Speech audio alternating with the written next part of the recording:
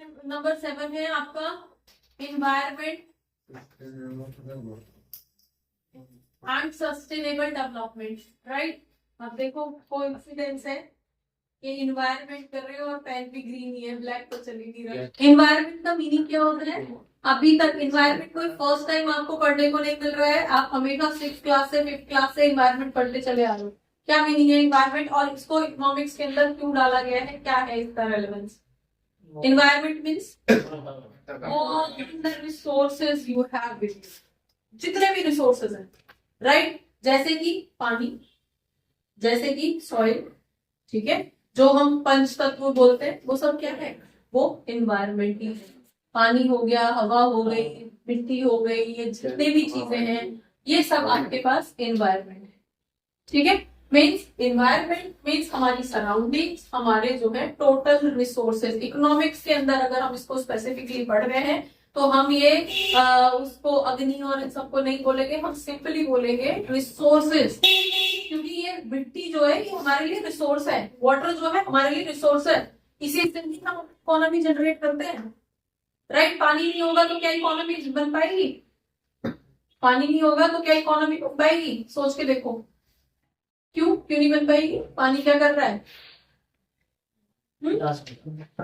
Okay, तो फिर क्या हुआ?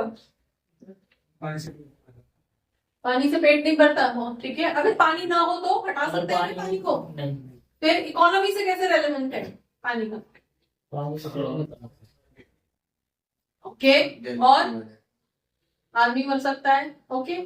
इकोनॉमिक्स कैसे तुम, हाँ जी, आदमी मरते रहते हैं।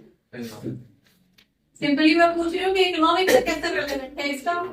हमने बोला इन्वायरमेंट मींस रिसोर्सेज, और रिसोर्सेज के अंदर हम काउंट कर रहे हैं पानी को, ठीक है, सॉइल को, राइट। हमारी जो एयर है उसको हम कोरिलेट कर रहे हैं। तो अभी मेजरली आप पानी और सॉइल पे फोकस करो, तो इसको हम इकोनॉमिक्स से क्यों कोरिलेट कर रहे हैं? क्योंकि अगर पानी नहीं होगा तो क्या किसी चीज का प्रोडक्शन पॉसिबल है?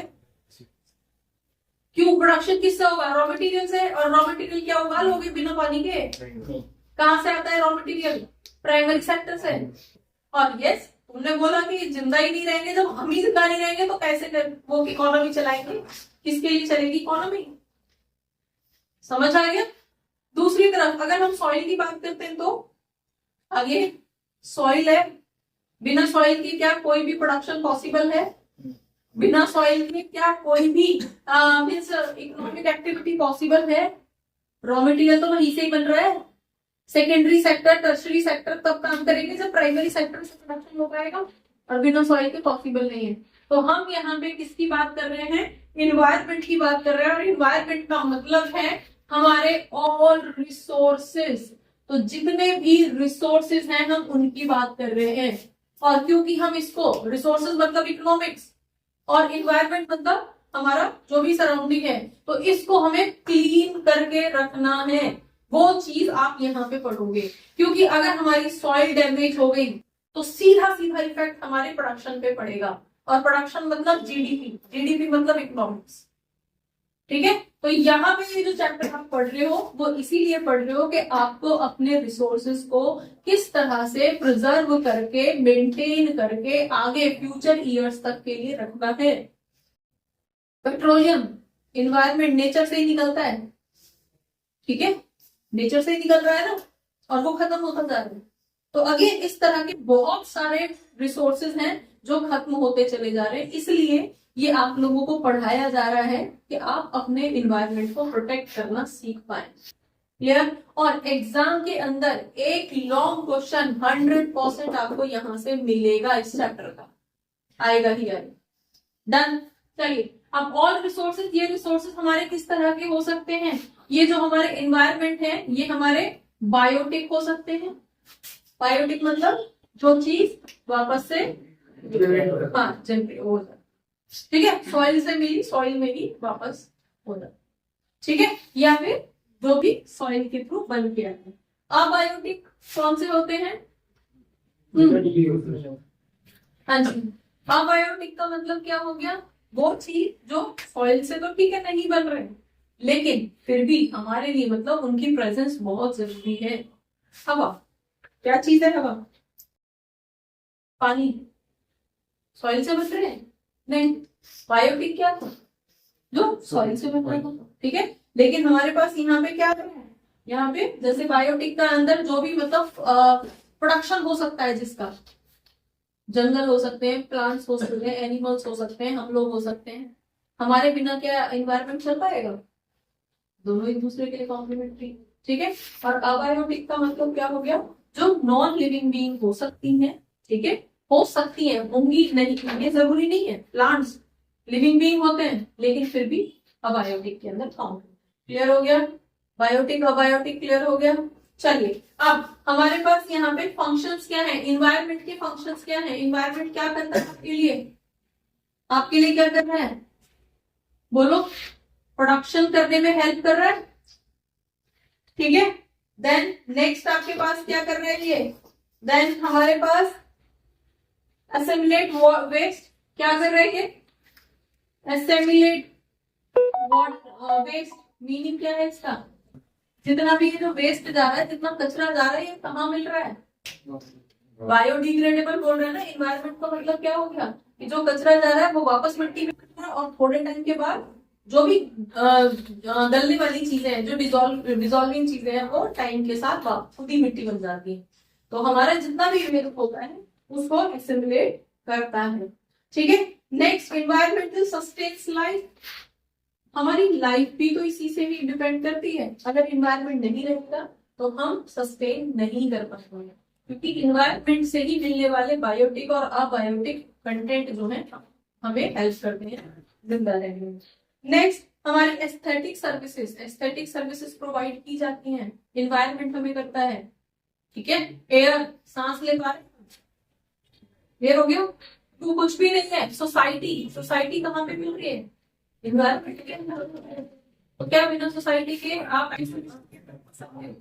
ये कुछ ऐसी चीजें हैं जो नजर नहीं आती, ठीक है, जिन पे हम बहुत ज्यादा फोकस नहीं करते, और वो हमारे लिए बहुत ज्यादा जरूरी है। क्लियर हो गया? ठीक है। और वो सब हमें कहाँ से मिलता है? इन्वायरमेंट। नेक्स्ट आपके पास आ जाता है, अगर हम फंक्शंस को, ठीक है, रीजंस कि इन्वायरमेंट क्राइसिस। अच्छा, इससे पहले, क्राइसिस से पहले आप इसकी कैरिंग कैपेसिटी क्या होती है?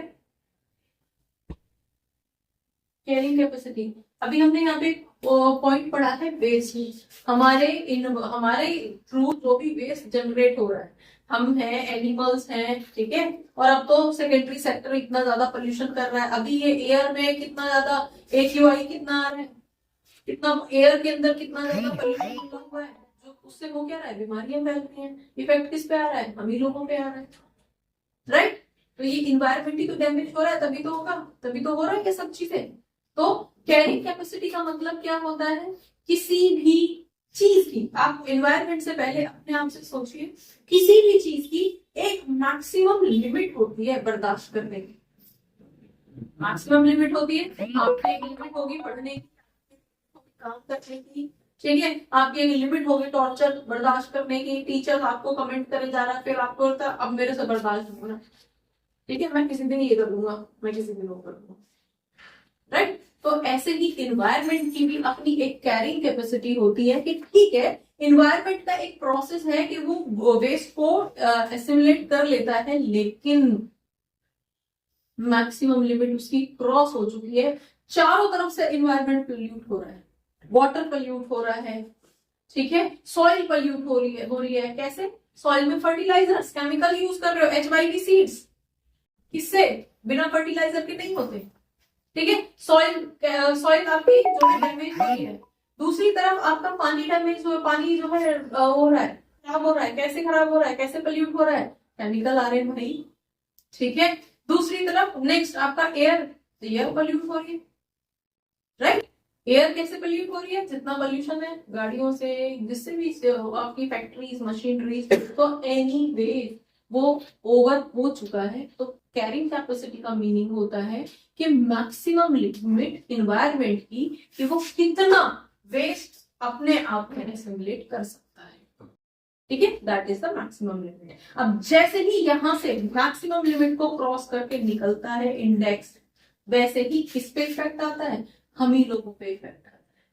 अब बार बार AQI क्यों हो रहा है, क्योंकि एयर इतनी ज्यादा पॉल्यूट हो चुकी है कि लोगों को बीमारियां सांस लेने से। अब ऐसा तो है नहीं कि ठीक है आज थोड़ा सा सांस छोड़ देते हैं, अभी 2-3 दिन के बाद जो है वेदर ठीक हो जाएगा तब लेना शुरू कर देंगे सांस, नहीं कर सकते ना, राइट। चलिए, तो नेक्स्ट हमारे पास आ जाता है रीजंस। अब क्या क्या रीजंस है बताना जरा, क्या रीजन हमारे हो सकते हैं कि इन्वायरमेंट हमारा पॉल्यूट हो रहा है, क्या रीजंस हो सकते हैं, क्या इन्वायरमेंट है। अभी हमने डिस्कस किया सॉइल क्यों वो हो रही है, क्योंकि फर्टिलाइजर्स लग रहे हैं भाई, कहीं पानी ही अवेलेबल नहीं है, ड्रॉट हुआ पड़ा है, जमीन अंदर तक खराब होती चली जा रही है, सूखा होता चला जा रहा है, राइट। कहीं फ्लड इतनी आ रखी है कि वहां पे कुछ क्रॉप तो नहीं हो पा रहा है, केमिकल इतने ज्यादा लग रहे हैं, फर्टिलाइजर्स इतने ज्यादा लगाए जा रहे हैं क्रॉप्स बढ़ाने के लिए, प्रोडक्शन बढ़ाने के लिए। पानी क्यों पॉल्यूट हो रहा है, आपका वेस्ट इतना ज्यादा उसके अंदर जा रहा है। देन एयर क्यों पॉल्यूट हो रही है, व्हीकल हो गए, इंडस्ट्रीज हो गई, ये सब कहाँ रिलीज कर रहे हैं, ये आपके रीजंस हो सकते हैं। अब यहाँ पे अब reversal of supply demand relationship, अब reversal of supply demand relationship, yes ये भी एक रीजन हो सकता है आपके इन्वायरमेंट पोल्यूशन का। पहले क्या था, पहले सप्लाई ज्यादा थी और डिमांड कम थी। प्रोडक्शन की भी अगर हम बात करें तो पहले पॉपुलेशन ही कम थी भाई, पॉपुलेशन कम थी, डिमांड कम थी कंपैरेटिवली। पहले हमें मल्टी स्टोरी घर बनाने की जरूरत नहीं पड़ती थी। गांव में कैसे घर होते थे, मिट्टी के घर होते थे, कभी देखा किसी ने मिट्टी के घर गांव में, पता नहीं, मुझे लगता है शायद मैंने देखी, मुझे लगा आप लोगों ने तो शायद देखे भी होंगे। पहले मिट्टी के घर होते थे, जब मिट्टी का घर है तो उसमें मल्टी स्टोरी तो बन नहीं सकता था, मल्टी स्टोरी भी सीमेंटेड घरों में बनते हैं, राइट।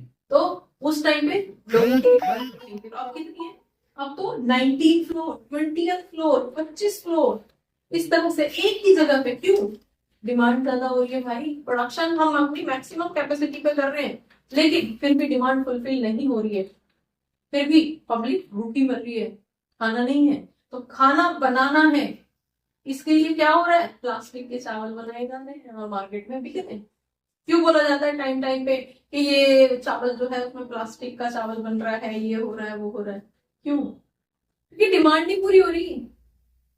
और डिमांड कम नहीं, उससे पहले हम अपने सारे एफर्ट्स कर चुके हैं, उससे पहले हम केमिकल मिला के XYZ सीड्स के थ्रू हम मल्टीपल, मतलब जो 1 किलो की चीज होती है उसको हम 4-4 किलो की बना के प्रोड्यूस कर रहे हैं, केमिकली प्रोड्यूस कर रहे हैं, बट स्टिल डिमांड फुलफिल नहीं हो रही है। वो एक बड़ा रीजन है कि हमारा जो इन्वायरमेंट है वो डिग्रेड होता चला जा रहा है, डिमांड एंड सप्लाई जो हमारा कर्व है वो रिवर्स होता चला जा रहा है। अब डिमांड ज्यादा है, सप्लाई शॉर्ट हो, ठीक है। जब सप्लाई ज्यादा थी प्राइस भी सस्ते थे, ठीक है, डिमांड भी सबकी फुलफिल हो रही थी और इन्वायरमेंट भी सेफ था। लेकिन अब डिमांड ज्यादा है, सप्लाई कम है, इसीलिए हमारे इन्वायरमेंट पे इफेक्ट आ रहा है। चलिए, नेक्स्ट टर्म जो आपके यहाँ पे यूज किया गया है दैट इज ग्लोबल वार्मिंग। क्या मीनिंग है इसका, हाँ जी, ग्लोबल वार्मिंग मीनिंग ग्लोब के अंदर गर्मी बढ़ रही है। क्यों बढ़ रही है ग्लोब के अंदर गर्मी, क्यों बोला जा रहा है कि इन्वायरमेंट डिस्टर्ब हो रखा है, टेम्परेचर जो है अब बढ़ता चला जाएगा। आइस जो है एंटार्क्टिका की तो आइस है, एंटार्क्टिका क्या है, क्या है एंटार्क्टिका, कॉन्टिनेंट। कितने कॉन्टिनेंट्स हमारे पास, 7 में से एक ऐसा कॉन्टिनेंट है जहां पे कोई लिविंग बीइंग रह ही नहीं सकता, क्योंकि वो हर टाइम जो है आइस से दबा रहता है, स्नो से बर्फ रहती है पूरे साउथ, राइट। तो ऐसी जगह पे अब वहां से मेल्ट हो रहा है, आइस मेल्ट हो रही है, ये क्या शो कर रही है, ग्लोबल वार्मिंग बढ़ रही है। ग्लोबल वार्मिंग पोल्यूशन बढ़ रहा है, पोल्यूशन क्यों बढ़ रहा है, क्योंकि फैक्ट्रीज चल रही है। अब ये सारा पोल्यूशन कहाँ जा रहा है, ये हमारे इन्वायरमेंट को भी डिस्टर्ब कर रहा है। क्लियर हुआ। तो ग्लोबल वार्मिंग का मतलब क्या है, ग्लोबल वार्मिंग के अकॉर्डिंग यहाँ पे दिखाया गया है कि it is absorbed and then projected कि एवरेज टेम्परेचर जो है अर्थ का एंड ओशन का यहाँ पे 0.6 डिग्री सेंटीग्रेड, यहाँ पे बोला गया है 0.6 डिग्री सेंटीग्रेड हमारा जो टेम्परेचर है वो एवरी ईयर इंक्रीज हो जाएगा। इंक्रीज होने का मतलब गर्मी बढ़ना, टेम्परेचर डिक्रीज होने का मतलब ठंड बढ़ना। ठीक है, तो यहाँ पे बोला गया है, ये फोरकास्ट किया गया है कि हर साल 0.6% सेंटीग्रेड, 0.6 सेंटीग्रेड हर साल इंक्रीज होगा। तो आप देख सकते हो कि राजस्थान में किस तरह का टेम्परेचर रहता है गर्मी के अंदर। 50 प्लस जा चुका है और 48 के राउंड तो हमारा जा चुका है। यहाँ पे दिल्ली के अंदर 47, 48 यहाँ रहने लगा है नॉर्मल गर्मी के टाइम पे। ये तो राजस्थान भी नहीं है, सोचो वहां पे क्या टेम्परेचर है। ठीक है, चलिए कॉजेस क्या है आपके ग्लोबल वार्मिंग के कॉजेस आगे बढ़िए, क्या कॉजेस है? हाँ जी, क्या रीजन है बताओ जल्दी से, क्या रीजन हो सकते हैं ग्लोबल वार्मिंग के, तुम लोग बताओ। हाँ जी, ग्रीन हाँ, ग्रीन हाउस गैसेस हो सकती हैं। यस, कोई भी गैसेस हमारी हो सकती हैं जो टेम्परेचर इंक्रीज कर रही है। और ग्रीन हाउस गैसेस, जो गैसेस के अंदर सब कुछ आ गया, मीथेन वगैरह सब उसी के अंदर आ जाता है। Yes, very good. और हाँ जी, एयर पोल्यूशन गैसेस के अंदर हमारे पास आ गया, गैसेस एयर पोल्यूशन। व्हीकल के थ्रू जो निकल रहा है, केमिकल निकल रहा है, वो सब एयर में जा रहा है, वो एयर पोल्यूशन आ गया। और यस, डिफॉरेस्टेशन, डिफॉरेस्टेशन का मतलब क्या है? जैसे कटते चले जा रहे, पेड़ नहीं जंगल कटते चले जा रहे। आपको पता है जहाँ पे ये एरिया होता है, जंगल वाला एरिया होता है, वहां पे जो ये आपका जो भी फॉरेस्ट डिपार्टमेंट के लोग होते हैं वो अपने प्रॉफिट के लिए, मैं नैनीताल और इस तरफ के एरिया की बात कर रही हूँ, उत्तराखंड जहाँ पहाड़ है, जहाँ पे जंगल ही जंगल है, वहां पे उनकी बात कर रही हूँ। वहां पे मैंने खुद अपनी आंखों से देखा है, लोग क्या करते हैं, काट देते हैं पेड़ों को और फिर उसमें थोड़ी सी आग लगा देते हैं, जिससे कि ये दिखाया जा सके ऑन पेपर्स, फाइलों में फोटो वोटो ये लगाए जा सके कि यहाँ पे आग लगी, जंगल नष्ट हो गया। पूरे बड़े खड़े हुए पेड़ को करके वो बेचते अपने प्रॉफिट। हो क्या रहा है उसका इफेक्ट क्या हो रहा है? क्या हुआ था शिमला में इस बार? घर जो बने हुए थे वो भी ढह गए, जो जिस पे बने हुए थे, पहाड़ों पे बने हुए थे, वो भी ढहने शुरू हो गए, गिर गए। देखा होगा न्यूज में, ऐसे ऐसे लुढ़क के गिर रहे थे घर जो बने हुए थे। क्या हो रहा है नीचे से? वो सारी खत्म हो गई। रोड्स बन रही है, रोड्स को लोग ब्लेम कर देते हैं कि रोड्स बन रही है इसलिए यहाँ का एरिया खराब हो रहा है। वहां से जो आप कंक्रीट निकाल रहे हो उससे खराब नहीं हो रहा है, आप कंक्रीट निकाल रहे हो। ये रेत बदरपुर कहाँ से बन के आता है? क्या होता है ये जो आप ये देखते हो डस्ट जो होती है वो क्या होता है? वो क्रश्ड स्टोन होता है। और स्टोन कहाँ से क्रश होता है? पहाड़ कटते हैं, उसका चूरा बनाया जाता है, वही स्ट्रेंथ होती है जो आपके घर को मजबूत बना लेती है। राइट, तो हो क्या रहा है, वो अंदर ही अंदर सारे पहाड़ जो है खोखले होते चले जा रहे हैं। डिफॉरेस्टेशन, ये चीजें हो रही है मार्केट उसके अंदर। एनिमल्स डिस्टर्ब हो रहे हैं, और एनिमल्स भी क्या है, साइकिल तो है, क्योंकि जो हमारा वेस्ट होता है उसको कहीं ना कहीं एनिमल जो है वो कंज्यूम कर लेते हैं, तो हमारा एनवायरमेंट भी प्रोटेक्ट करते हैं। लेकिन वो सारी चीजें यहाँ पे डिस्टर्ब होती है। ठीक है, गैसेस हो गए, इंक्रीज कैटल प्रोडक्शन। ठीक है, जो भी कैटल प्रोडक्शन हो रहा है वो कैसा हो रहा है? केमिकल हो रहा है। ठीक है, एग्स कितने लोग खाते हैं? ओरिजिनल आते हैं, उसमें भी रहता है कि ये प्लास्टिक के हैं, ये दुनिया भर की जो है वीडियोस पड़ी हुई है, कंपेयर कर लो, ये ऐसा जो है ऐसी क्वालिटी जो है प्लास्टिक की होती है। ठीक है, चलिए नेक्स्ट हार्मफुल इफेक्ट क्या आएगा? ग्लोबल वार्मिंग के इफेक्ट क्या रहेंगे हमारे पास? इफेक्ट्स बता दो। अगर ग्लोबल वार्मिंग होती है और कॉन्टिन्यूसली ऐसी बढ़ती चली जाती है तो क्या क्या किस किस के लिए इफेक्ट पड़ेगा? बोलो। आइस मेल्ट हो जाएगी, आइस मेल्ट हो रही है। ठीक है, अगर आइस मेल्ट हो रही है तो सी लेवल, हमारा जो आइस है वो क्या हो रही है? मेल्ट हो रही है। और इसका इफेक्ट किस पे पड़ेगा? हमारा जो सी लेवल है उस पे इंक्रीज होगा। ठीक है, तो इससे क्या फर्क पड़ेगा, जो नियर बाय एरियाज हैं उनमें फ्लड आएगी, फ्लड आएगी तो वहां प्रोडक्शन नहीं हो पाएगा, लोगों की लाइफ डिस्टर्ब हो जाती है। ठीक है, फिर वापस से उन्हें रिसाइकिल करना पड़ता है। डन। नेक्स्ट आपके पास क्या आएगा, पॉल्यूशन। देन नेचुरल डिजास्टर, ये सब क्या था, फ्लड वगैरह क्या है, नेचुरल डिजास्टर्स है। ठीक है, तो हमारे पास नेचुरल डिजास्टर्स, अब ये डिजास्टर्स क्या हो सकते हैं, नेचुरल डिजास्टर्स, अर्थक्वेक, ठीक है, देन फ्लड्स, ये सब नेचुरल डिजास्टर है। और इससे होगा क्या, हमारी इकोनॉमी डिस्टर्ब करेगी। अगर उस पर्टिकुलर एरिया में फ्लड आ जाती है, वहां पे प्रोडक्शन नहीं हो पाता है, तो इसका इफेक्ट किस पे आ रहा है, डायरेक्टली हमारी इकोनॉमी पे आ रहा है। इसलिए अब इकोनॉमिक्स के अंदर इस फैक्टर को पढ़ते हैं। ठीक है, क्लियर हो गया। ओजोन डेप्लीशन, चलो इसको बस यहीं तक करते हैं। ओजोन डेप्लीशन, ओजोन क्या है, लेयर कहाँ पे, एनवायरमेंट, अर्थ के चारों तरफ नहीं है, हमारे चारों तरफ है, कुछ किलोमीटर की हाइट तक खत्म हो जाती है, वही है उसकी लेयर, इन्वायरमेंट के चारों तरफ बनी हुई। ठीक है, जिससे कि जो सन रेज हैं वो डायरेक्टली हम तक नहीं आ पाते, वो हमें हार्मफुल रेस। ठीक है, लेकिन अगर वो डेप्लीशन का मतलब क्या है कि वो खत्म होती चली जा रही है, थिन होती चली जा रही है। क्यों, ऊपर से तो सनलाइट का प्रेशर और नीचे से एनवायरनमेंट से, अर्थ से पोल्यूशन का प्रेशर, और वो अब धीरे धीरे डेप्लीशन उसमें होता चला जाता है, तब होती चली जा रही है।